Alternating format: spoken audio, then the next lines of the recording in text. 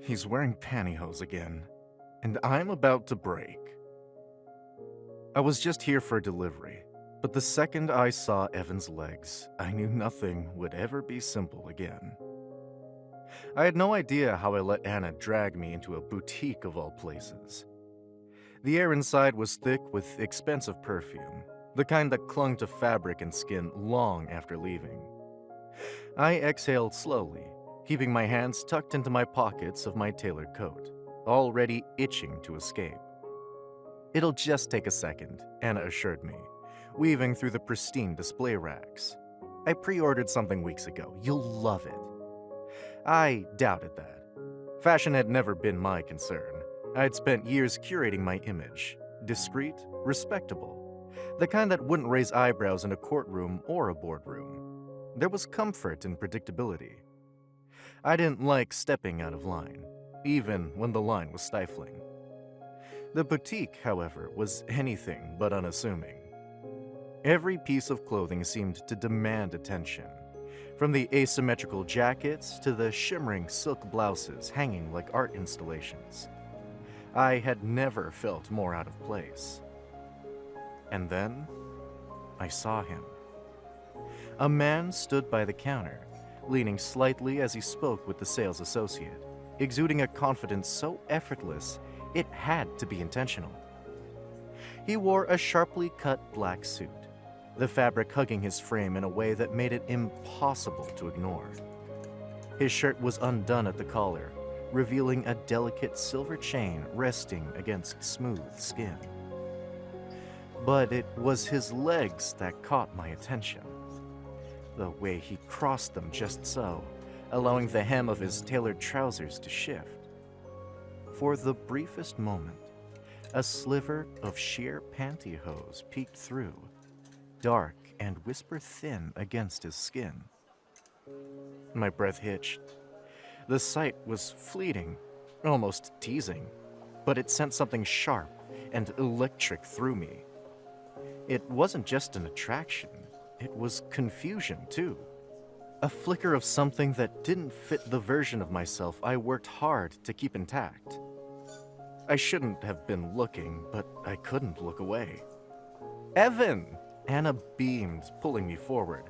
"You remember me, right? From that Paris event?"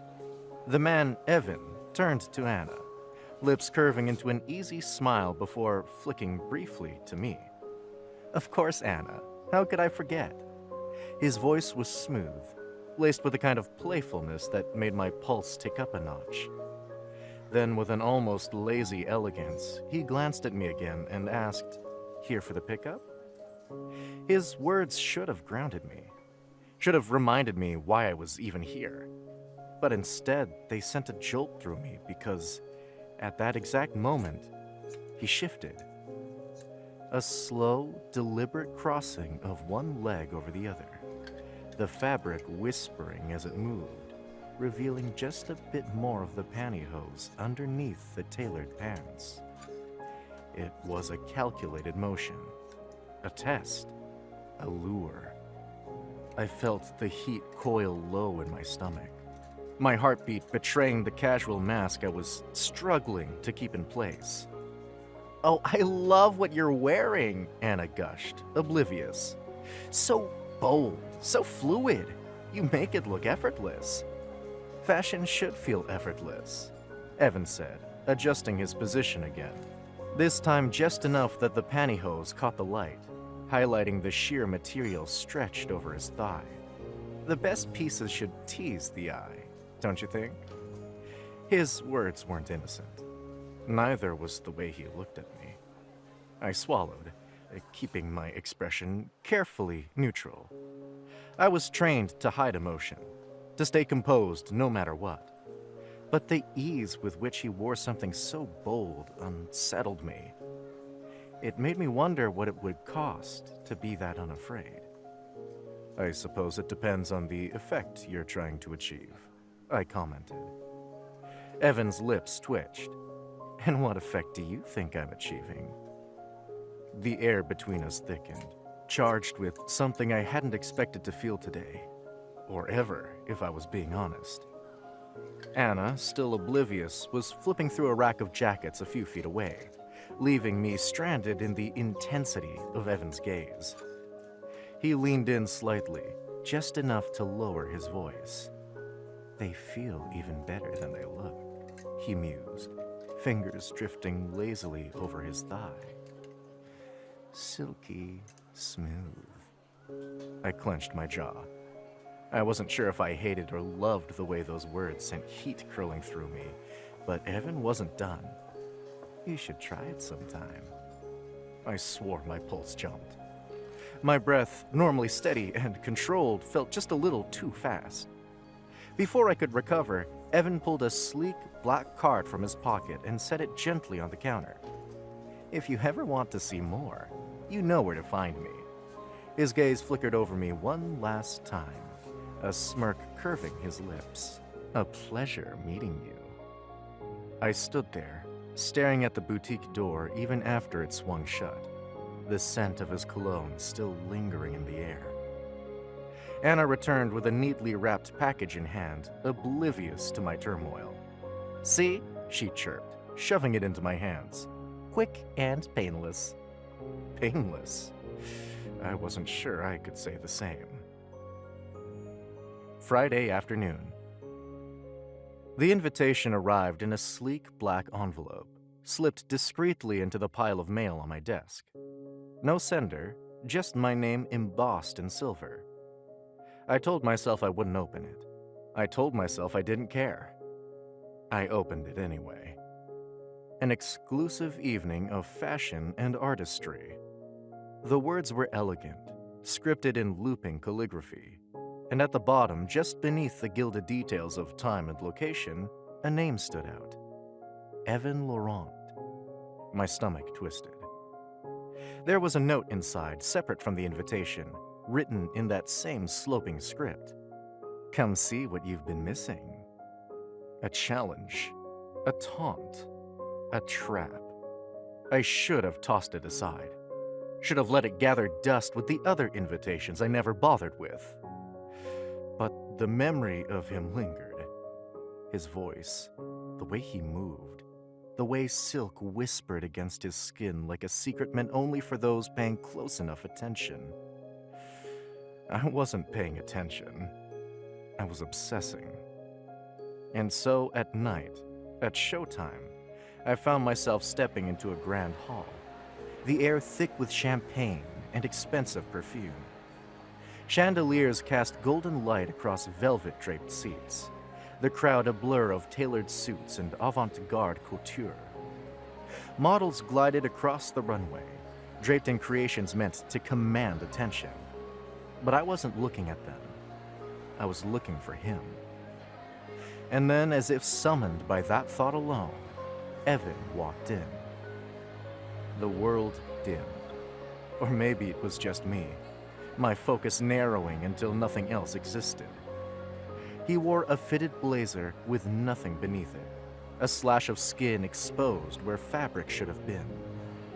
But it was his legs that held me captive, encased in sheer black pantyhose. They moved like liquid, every step deliberate, every shift an unspoken dare. The breath I took barely made it to my lungs. Evan's gaze flicked toward the audience, scanning, seeking. And when it landed on me, when those eyes locked onto mine, I felt it like a physical thing. His lips curved, just a little, just enough. Then he walked. Not toward the runway, not toward the others who clamored for their attention. Toward me. Closer now. Close enough that I could see the ghost of amusement dancing in his eyes. Close enough to smell the subtle spice of his cologne. Close enough to remember vividly the touch of my fingertips upon his skin, even though it never happened. "You came," Evan murmured, his voice a velvet secret between us. Didn't give me much of a choice. My own voice was steady, but my pulse betrayed me, thudding against my ribs. Evan tilted his head, gaze flicking over me, slow, considering. Oh, but I did. I exhaled through my nose. You certainly know how to make an entrance. Evan chuckled, taking a sip of champagne. And you certainly know how to watch. My pulse stuttered. Why invite me? I asked, hating how raw the question sounded. His fingers ghosted the edge of my sleeve, barely a touch, and yet my body reacted as if it had been more, as if it had been everything. Evan smiled, soft and knowing. Because I wanted to see if you'd still look at me the way you used to. My breath caught. His gaze, steady and unrelenting, burned through every carefully erected wall I had built between us. And the worst part? I knew exactly what he was seeing in my eyes. He leaned in, voice a whisper against my ear. And judging by that look, I wasn't wrong. I should have had a response, something sharp and dismissive. Instead, I found myself staring as Evan's fingers trailed down, skimming the seam of their pantyhose, deliberate and slow. The sheer fabric stretched under their touch, flexing just enough to catch the light. I swallowed. My mouth was dry. You seem intrigued, Evan murmured, voice laced with something almost wicked. I wasn't. I shouldn't be, and yet, my fingers twitched at my side. What's it like? I asked before I could stop myself. Evan's lips curved, a knowing smirk. What? Wearing them? I nodded once, sharp, unwilling to let the moment stretch longer than necessary.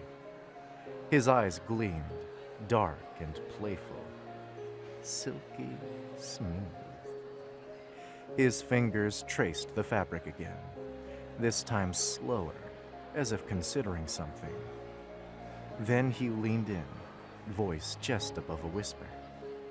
You might have to experience it yourself. I took a breath, steadying, anchoring, but it didn't help, because all I could think about was how the fabric might feel under my touch. A few hours later, the party was suffocating. Not in a literal way. The air was thick with laughter and music, bodies pressed together in the low glow of string lights, but in the way that made my skin itch, my pulse beat too loud.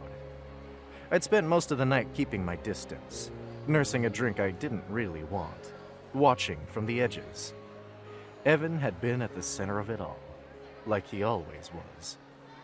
Moving with careless grace, laughing with that slow, easy charm that made people lean in, made them want to stay. And he danced. With them, with anyone who wanted his attention. Hands on his waist, lips at his ear, he let them. He invited them. But every so often, his eyes found mine, and he held my gaze, like he was daring me. Sometime past midnight, he slipped through the crowd and found me near the bar, close enough that I had to fight the urge to step back. I'm leaving, he said, smoothly and unhurried, as if it were an invitation more than a statement. I didn't react, or at least I tried not to. Evan watched me, his lips curving into something faintly amusing. Come with me. It wasn't a question. I should have said no. Instead, I followed him outside, stepping into the cool night air. A cab was waiting at the curb, and Evan slid in without hesitation. He glanced at me through the open door. I hesitated, and then, before I could think better of it, I got in. The ride was silent, the tension stretching between us, like a wire pulled too tight. I could feel the heat of him beside me, could see the way the passing streetlights cast shadows across his face. He didn't look at me, didn't say anything else. Maybe that should have been my first warning. The cab pulled up in front of a boutique, its windows dark, its sign faintly illuminated. I frowned as Evan reached into his pocket, pulling out cash for the fare. You live here? Upstairs, he said simply, stepping onto the sidewalk. He glanced back at me. Come inside with me for a minute. I shouldn't have. I really, really shouldn't have. But again, I did. The boutique was cast in shadows, the only light spilling from the street lamps outside. The air smelled faintly of fabric and something softer, something distinctly Evan. The quiet pressed in around us, heavy, charged with something unsaid. Evan moved without a word, crossing the room with the kind of confidence that made it clear he'd planned this, that he'd expected me to follow. He leaned against the counter, watching me with that same unreadable expression.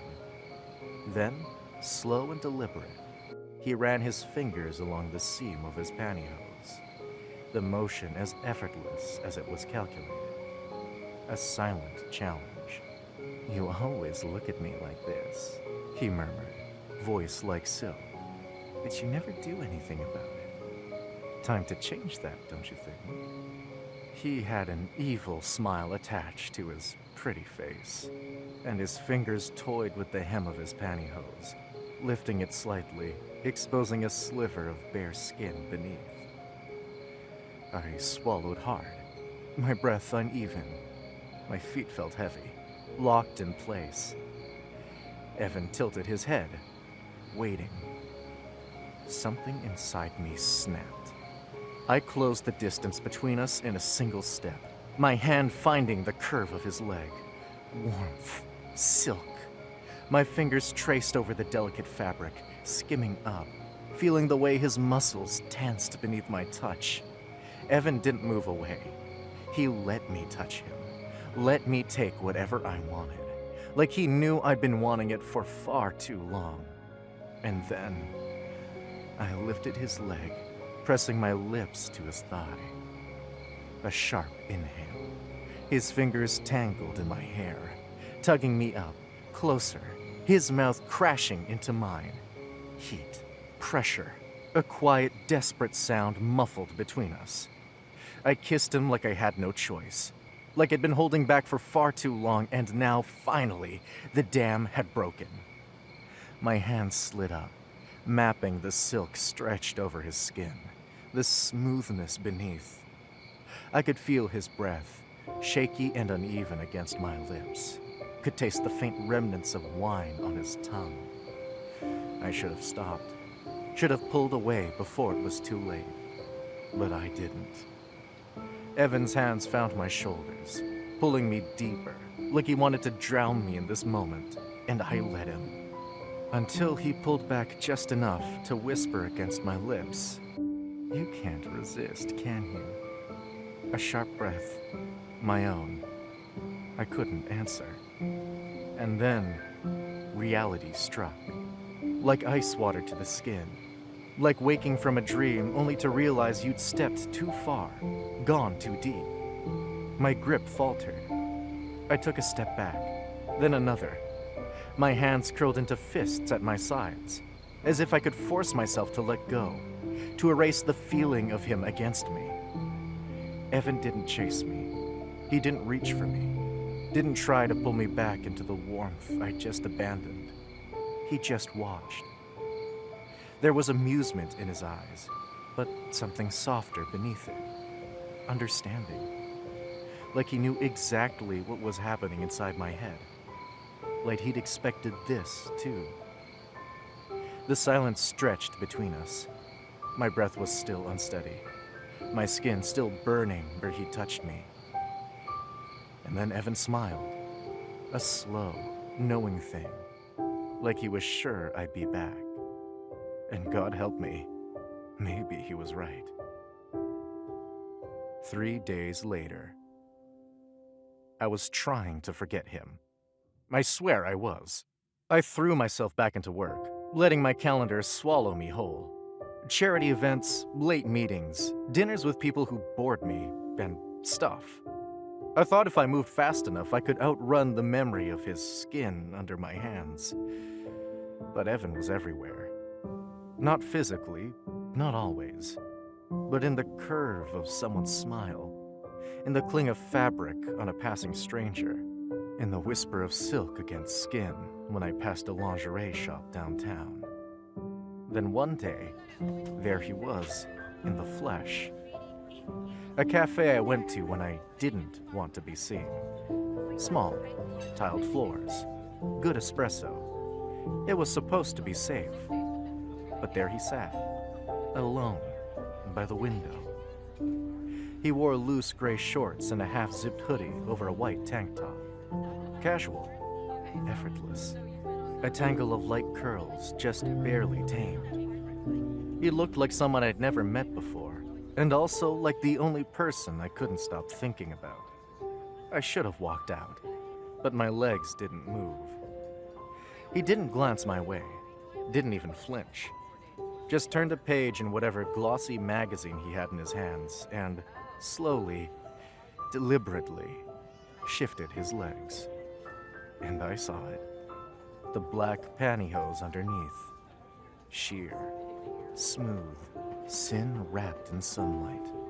It knocked the air out of my lungs.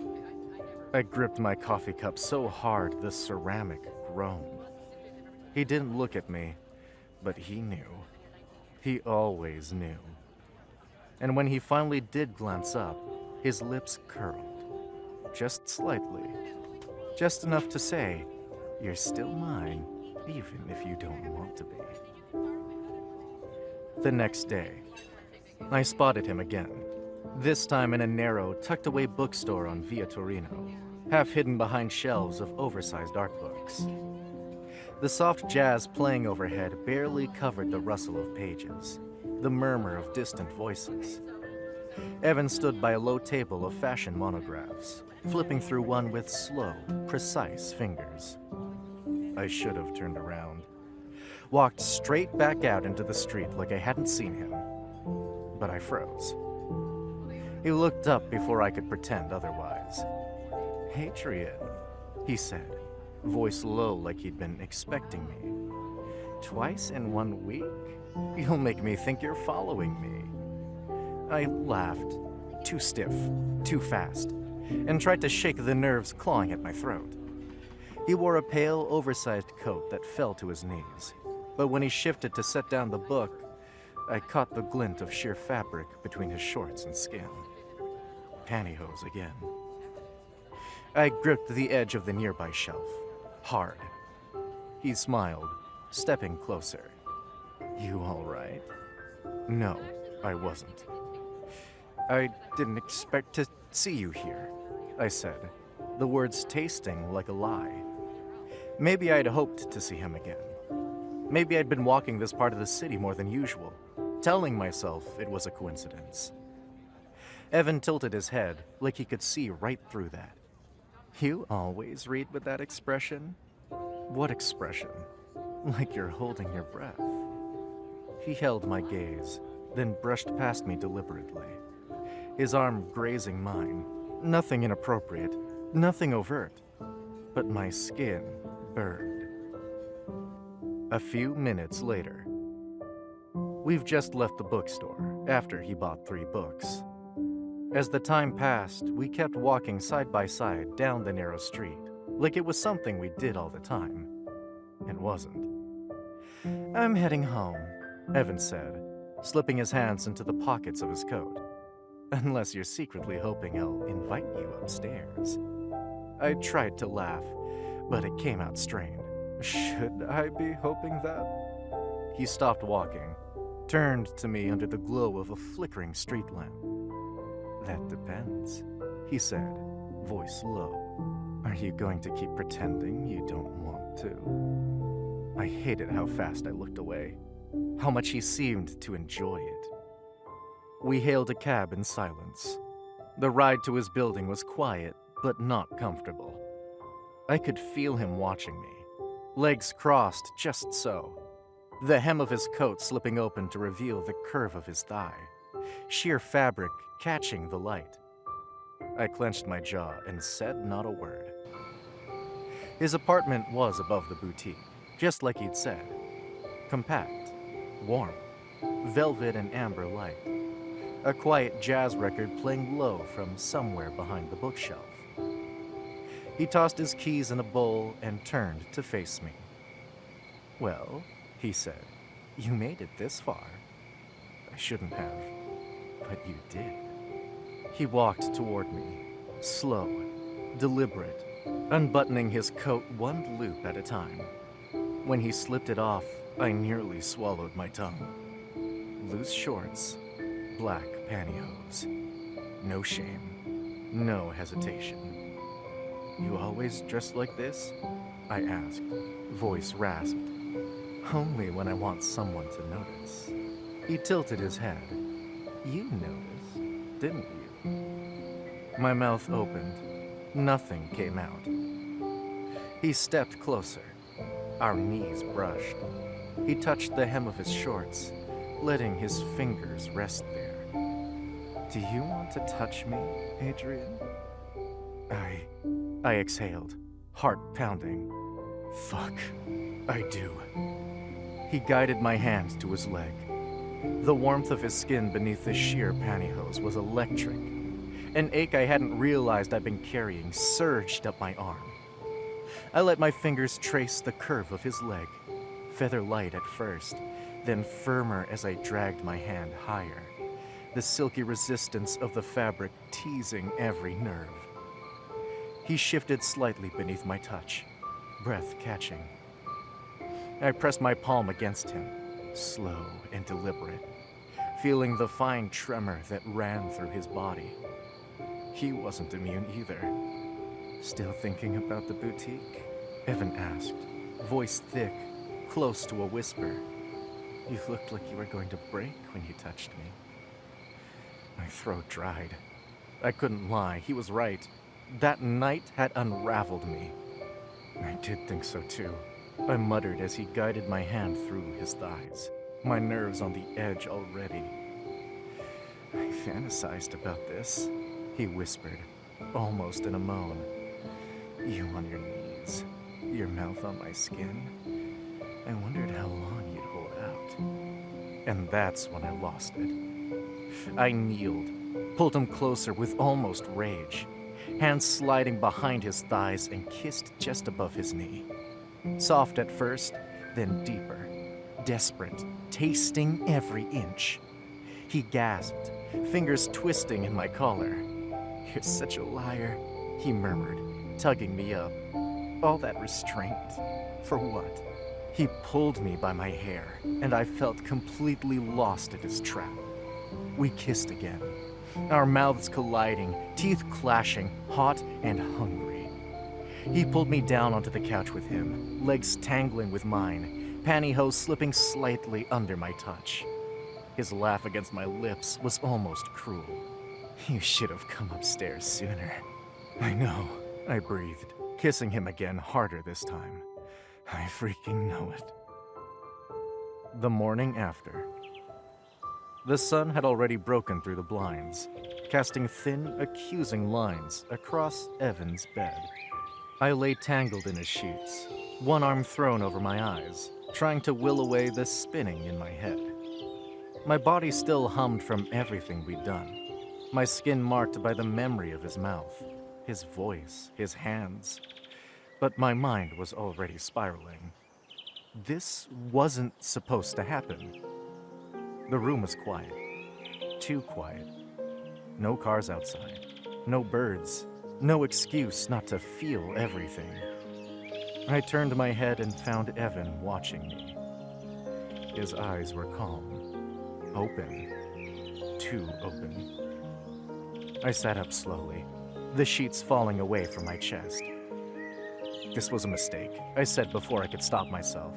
My voice sounded hollow. Evan blinked once. "I figured you'd say that."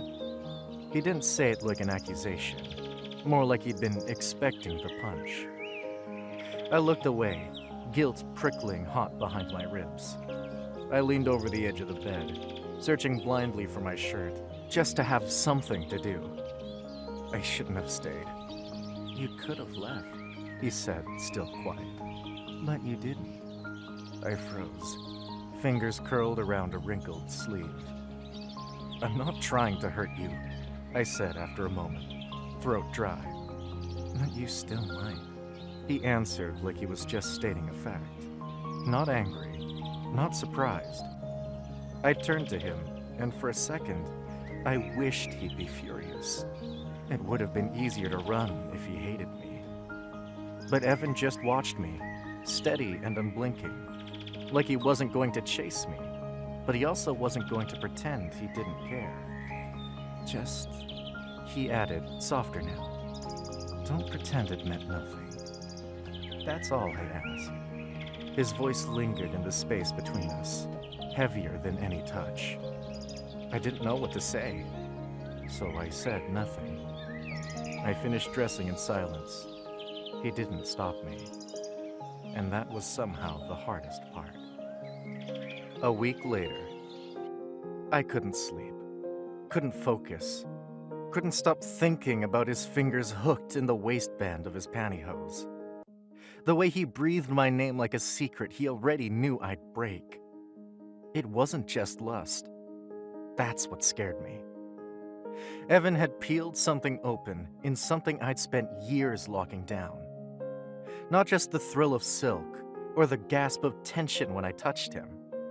It was how he looked at me like I wasn't broken, like I wasn't a mistake for wanting this, for wanting him. I wanted him. That wasn't the issue. The issue was what it meant to want him. Wanting Evan meant wanting a life where I couldn't hide, where desire was visible, where softness wasn't weakness, where people would stare and I couldn't pretend not to care. I told myself it would fade, that it was the high of indulgence, the crash inevitable. But every time I closed my eyes, I remembered the way his hand slid into mine beneath the sheets, like it was the most natural thing in the world. And the worst part, it felt like it was. So that evening, when I bumped into him, I wished I had just been hit by a car. I didn't plan to see him again. Not like this.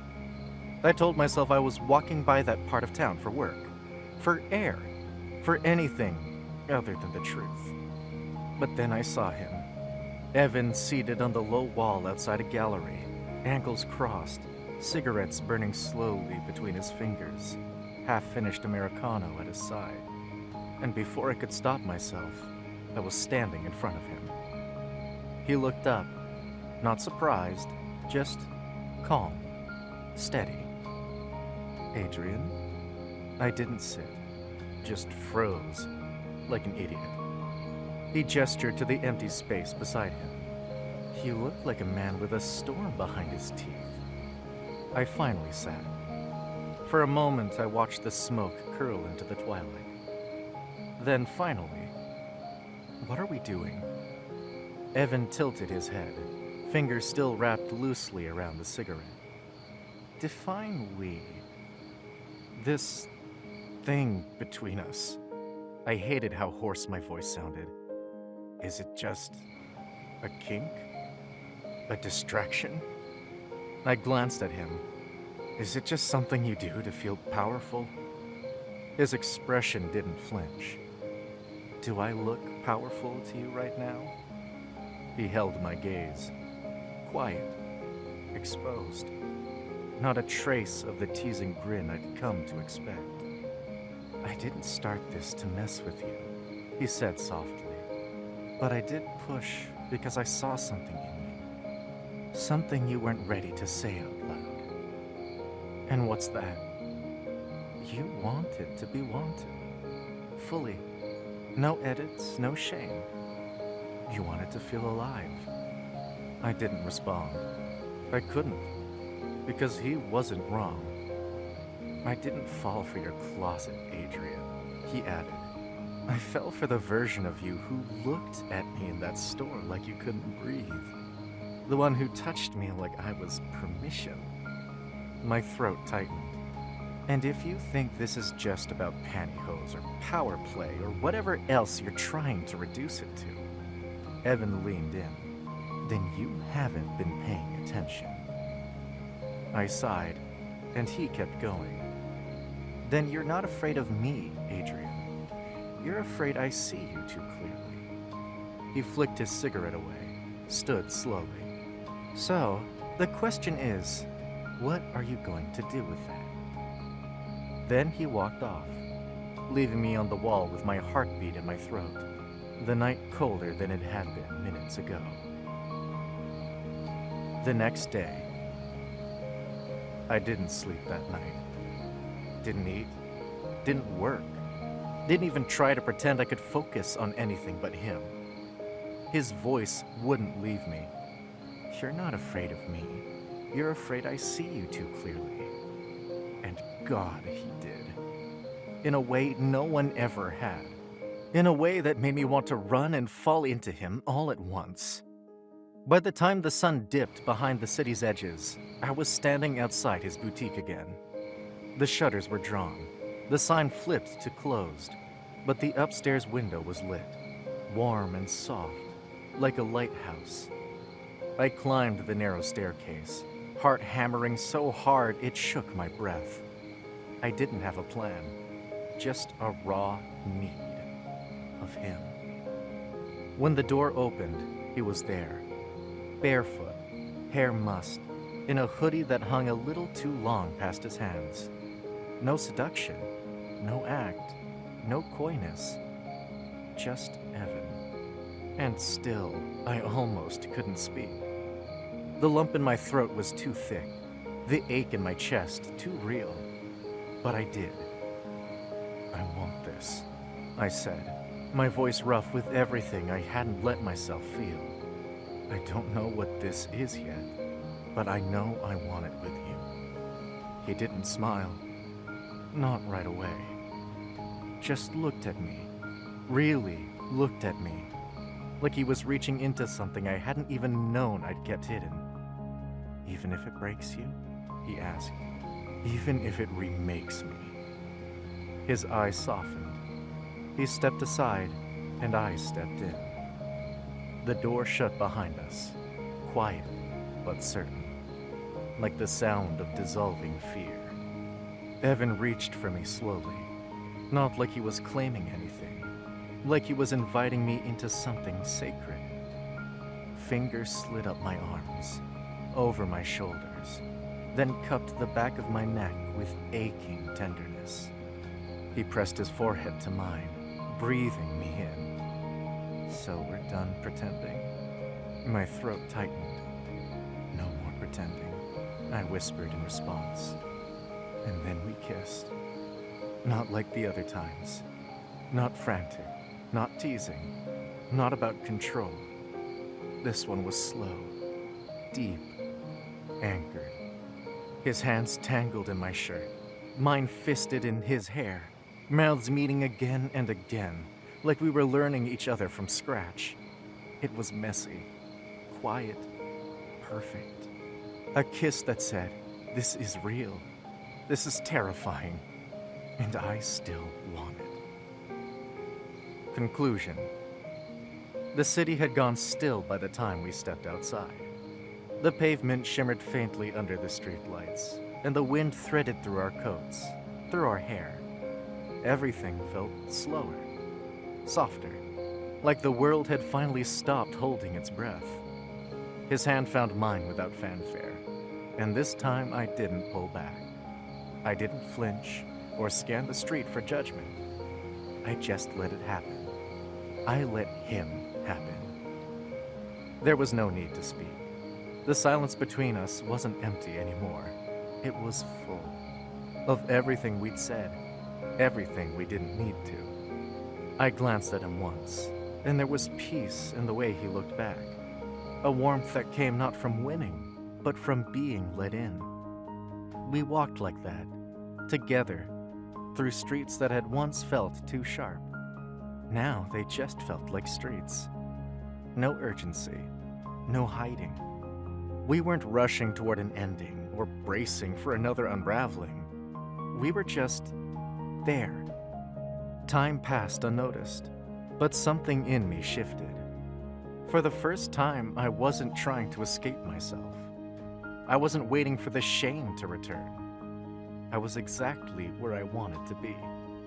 And as we moved through the city, I knew this wasn't a moment. It was my future. And I was ready for it.